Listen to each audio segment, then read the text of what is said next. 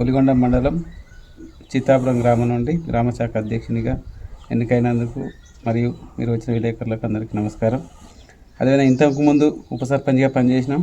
ఇంతకుముందు టీఆర్ఎస్ ప్రభుత్వం చేసిన అవగాహన లేకుండా కూడా ఒక తెలంగాణ వచ్చినాక నీళ్లు నిధులు నియామకాలని చేసినందుకు ఆ చేసిన పనులు ఏది కూడా సక్రమంగా కాలేదు.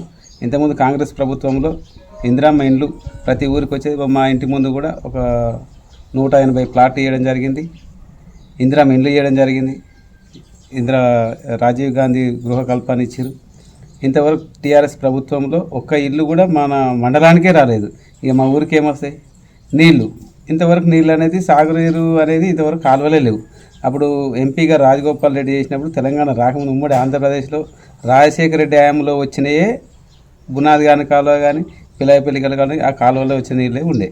ఈ తెలంగాణ వచ్చినాక ఆ కాలువని పట్టించుకోలేదు. ఇప్పటికి నీళ్ళు లేవు. ఈ ఊళ్ళే త్రాగునీరు అనేది ఇంతకుముందు బోర్లు ఉన్నాయి. అవే బోర్లతోటి మేము ఉన్నాక ఇక సొంతంగా బోర్లు వేసి చేయించినాం. అంతేగాని ఎమ్మెల్యే ఒక్కరోజు వచ్చి కూడా పట్టించుకోలేదు. ఒక ఇండ్ల గురించి మాట్లాడలేదు. అవగాహనకే తిప్పికొట్టి ఈసారి కాంగ్రెస్ ప్రభుత్వాన్ని అధికారంలోకి తీసుకొచ్చారు. మాకు ఇప్పుడు రేవంత్ రెడ్డి గారి హయాంలో అందరికీ న్యాయం చేస్తారని అనుకుంటున్నాం. ఒకటి ఉదాహరణకు భూములు ఎక్కువ ఉన్న వాళ్ళకి రైతు బంధు అనేది వాళ్ళ అవసరం కోసమే రైతు బంధు చేసుకున్నారు. ఇప్పుడు రైతు బంధు ఇచ్చినా కానీ వ్యవసాయం చేసిన వాళ్ళకి రైతు బంధు ఇవ్వాలి. ఈ సబ్సిడీ ఒకటి మోసం చేసింది తెలంగాణ ప్రభుత్వం. ఇప్పుడు ఆ సబ్సిడీ అనేది కూడా రైతులు కష్టపడ్డలకే సబ్సిడీ ఇవ్వాలి. లేదంటే అదే రైతు బంధు కూడా 5 ఎకరాలు పెట్టి 10 ఎకరాలు పెట్టి వాళ్ళకే ఇవ్వాలని కూడా నేను మనవి చేసుకుంటున్నా. ఇప్పుడు వచ్చేది కూడా కాంగ్రెస్ ప్రభుత్వం వస్తే ఖచ్చితంగా ఇండ్లు వస్తాయని నమ్మకం ఉంది. ఇప్పుడు 6 గ్యారంటీలో కూడా ఆల్రెడీ స్టార్టింగ్లోనే ఒక బస్సు ఫ్రీ, రెండోది అది ఈ పింఛన్లు కానీ ఇస్తానని ఒప్పుకున్నట్టు చేస్తున్నాడు. రెండోది మన గ్యాస్ సిలిండర్ కానీ ఇంకోటి విద్యుత్ది 200 యూనిట్ల వరకు ఫ్రీ అని 2 చేసింది. 4 అయినా ఇంకా 2 ఉన్నాయి. ఇప్పుడు కూడా 2 లక్షల రుణమాఫీ ఏకదఫాలో చేస్తేనే ఆ ఏకదఫాలో చేస్తే కాంగ్రెస్ ప్రభుత్వం ఖచ్చితంగా మాట అంటే నిలబెట్టుకోలేదు. అంతకుముందు రాజశేఖర రెడ్డి హయాంలో కూడా కరెంటు ఫ్రీ నేను ఇచ్చినట్టు. రాజశేఖర రెడ్డి హయాంలోనే కరెంటు ఫ్రీ, ఉచిత కరెంట్ ఇచ్చిందే రాజశేఖర రెడ్డి. అది కాంగ్రెస్ ప్రభుత్వం. టీఆర్ఎస్ ఎప్పుడు ఇచ్చింది? మొన్న. అంతేగాని కరెంట్ ఏదో దొంగ మాటలు చెప్పి టీఆర్ఎస్ ప్రభుత్వం మోసం చేసింది. 24 గంటలు ఇస్తే 24 గంటలకు మాకు 18 గంటలు 16 గంటలు వచ్చేది. అదే 18-16 ఇప్పుడు ఇస్తారు కాబట్టి కంటిన్యూగా మాకు పొలాలకు కూడా ఇబ్బంది లేకుండా నడుస్తున్నది. ఇది కూడా ఇంకా ముందుకు కాంగ్రెస్ ప్రభుత్వం ఎంపీటీసీ కానీ సర్పంచ్ కానీ ఎంపీ కానీ అంతా కాంగ్రెస్ ప్రభుత్వం అధికారంలో ఉంటేనే అన్ని ఊళ్ళల్లో కూడా డెవలప్మెంట్కు అనుకూలంగా ఉంటుంది.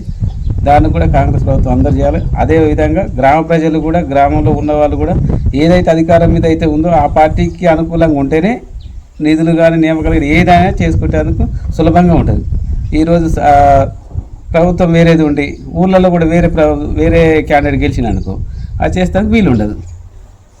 ఎందుకు వీలు ఉండదు అంటే అడిగిపోతే ముఖం ఉండదుగా. ముఖం ఉన్నప్పుడు మళ్ళీ ఈ పార్టీలకు రావాలంటే రాలేరు. ఇంతకుముందు కాంగ్రెస్ సర్పంచ్ ఉన్న కాడ టీఆర్ఎస్ అధికారం నుండి కాంగ్రెస్ సర్పంచ్ ఉన్న కాడ కనీసం సీసీ రోడ్లు డ్రైనేజీలు ఆ ఊరిని పట్టించుకోకుండా దూరం వేసిన ఊర్లు ఒలిగొండ మండలంలో కనీసం ఒక 18 గ్రామ పంచాయతీలు కాంగ్రెస్ గెలిచినా కానీ వాళ్ళకు మొత్తం శూన్యమే జరిగింది. ఇప్పుడు కూడా కాంగ్రెస్ని అధికారంలోకి రప్పించాలి. ఎంపీ కానీ ఇప్పుడు ఎమ్మెల్యే గెలిచినందుకు ఎంపీ కానీ సర్పంచ్ ఎంపీటీసీలు అన్నిటికీ అనుకూలంగా ఖచ్చితంగా గెలిపేయాలని కోరుకుంటూ. అయితే గతంలో ఇక్కడ బీఆర్ఎస్ ఎమ్మెల్యే ఉన్న పల్లిశేఖర్ రెడ్డి మీ గ్రామానికి స్పెషల్ ఫండ్స్ ఏమి ఇచ్చిండా? ఈ మా ఊరికంటే స్పెషల్ ఫండ్ ఏమి ఇవ్వలేదు. ఉపాధాములు వచ్చిన సీసీ రోడ్లే, అదే డ్రైనేజీలు, ఒక ఎమ్మెల్సీ కృష్ణారెడ్డి మీద ఒక కమిటీలు పెట్టింది అంతే. గత సర్పంచ్ పాలన ఏమి ఉందండి మీ గ్రామంలో? ఇక సర్పంచ్ మొత్తం అవినీతి. ఒక 200 ఫీట్లు ఆ సీసీ రోడ్డు వచ్చిందంటే 100 ఫీట్లు గుమ్మకి వేసి మోసం చేసి ఒక తీర్మానాలు లేకుండా కూడా చేసినవి ఉన్నాయి. మీ గ్రామంలో గతంలో గ్రామసభలు నిర్వహించారా అండి?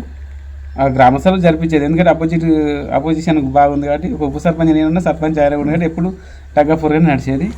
దానికే ఇంత ఉందో కొంచెం ఓకే జరిగింది. లేకుంటే ఇంకా మైనస్. లేని కాడ అంతా వన్ సైడ్ ఉన్న టీఆర్ఎస్ ప్రభుత్వం సర్పంచ్ ఉప సర్పంచ్ రాళ్ళు ఉన్న కాడ అంత శూన్యమే కాదు.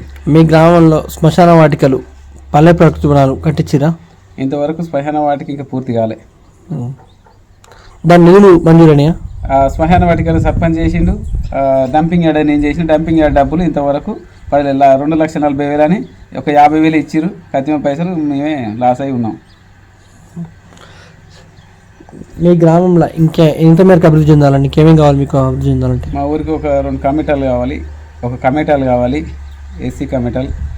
ఇంకొకటి కాలువ వేములకొండ మండలం కావాలని కోరుతున్నారు. ఆ మండలానికి పోతానికి రోడ్డు లేదు. ఒక రోడ్డు కావాలని కూడా వెంకరెడ్డి గారు మంత్రి గారు కలిసిన జరిగింది ఇంతకుముందు. ఓకే మేము ఇస్తామని కూడా ఒప్పుకున్నాడు. ఈ రేపు వచ్చి ఇప్పుడు మన అసెంబ్లీ అసెంబ్లీ నడిచింది కదా, అసెంబ్లీ అయిపోగానే శంకుస్థాపన కూడా ఆయన ఒప్పుకున్నాడు. ఖచ్చితంగా వస్తారని మేము ఆశిస్తున్నాం. వెంకరెడ్డి గారు పెడతారని కూడా మాకు నమ్మకం ఉన్నది. కుమ్మం అనిల్ కుమార్ రెడ్డి గారు గెలిచిన తర్వాత మీ గ్రామానికి అందుబాటులో ఉంటుందా? అందుబాటులో ఉంటాడు. ఇప్పుడు సీఎం రిలీజ్ ఫండ్ కానీ, హాస్పిటల్ గురించి ఎన్ఓసీలు ఇచ్చుడు కానీ, ఆ కళ్యాణ లక్ష్మి నిన్ననే కళ్యాణ లక్ష్మిని కూడా పంచడం జరిగింది. అనుకూలంగా ఇప్పుడు వరకు అయితే మంచిగా చేస్తున్నాడు. ఇంకా కూడా ఇంతకుముందు మా ఊరికి ఎమ్మెల్యేగా లేనప్పుడు కూడా ఒక పండుగ చేస్తే ప్రతి ఒక్క గుళ్ళకి కానీ బడికి కానీ ఆయన ఆర్థిక సాయం కూడా చాలా చేసింది. మీ నియోజకవర్గంలో కుమ్మం అనిల్ రెడ్డి నాయకత్వంలో ఇందిరమ్మ పాలన సాధ్యమైంది అనుకుంటారా? ఖచ్చితంగా 100% ఇందిరమ్మ పాలనే చదువుతాను మేము అనుకుంటున్నాం. అయితే మీ గ్రామంలో ప్రజాపాలన కార్యక్రమంలో దేనికి ఎక్కువ అప్లికేషన్ వచ్చినాయి సార్ మీ గ్రామంలో? ఇండ్ల గురించి ఎక్కువ వచ్చినాయి. రేషన్ కార్డులు ఎన్ని వచ్చినాయి? రేషన్ కార్డులు ఒకటి, ఇండ్లు ఒకటి. ఇక రేషన్ కార్డు కాంగ్రెస్ ఇచ్చినప్పుడే రేషన్ కార్డులు, ఇక మళ్ళీ కాంగ్రెస్ టీఆర్ఎస్ వచ్చినాక రేషన్ కార్డు ఇవ్వలేదు. పెన్షన్లు ఇక పింఛన్ కంటిన్యూ గట్టినే ఉన్నాయి. కాకపోతే ఇక ఆ పార్టీ వాళ్ళకే పింఛన్లు వస్తున్నాయి, ఇతర పార్టీ వాళ్ళకు మైనస్ అయినాయి. రానున్న పార్లమెంట్ సర్పంచ్ ఎన్నికల దృష్ట్యా మీ గ్రామ ప్రజలకు మీరు ఏం చెప్తాం అనుకుంటారు సార్?